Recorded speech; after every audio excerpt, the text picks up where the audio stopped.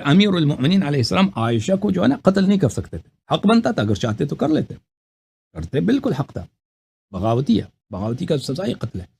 لیکن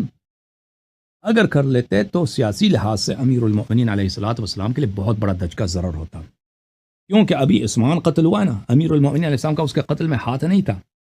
سب لوگ وہ کہہ رہے کہ عثمان کا بدلہ ہم نے علی علیہ السلام سے لینا، معاویہ وغیرہ، اگر عائشہ کو بھی قتل کر دیتے نا عائشہ کو بھی وہ قتل کر دیتے تو تو وہ معاویہ کے لیے تو اور کوئی چیز اور اس سے بہتر تھا ہی نہیں، کہہ دیتے کہ او دیکھو تمہاری ماں کو قتل کیا، اس کا انتقام لے لو، کہ امیر المؤمنین علیہ السلام عائشہ کو جو ہے نا قتل نہیں کر سکتے تھے، حق بنتا تھا، اگر چاہتے تو کر لیتے، کرتے بالکل حق تھا، بغاوتی ہے، بغاوتی کا سزا ہی قتل ہے، لیکن اگر کر لیتے تو سیاسی لحاظ سے امیر المؤمنین علیہ الصلوۃ والسلام کے لیے بہت بڑا دھچکا ضرر ہوتا، کیونکہ ابھی عثمان قتل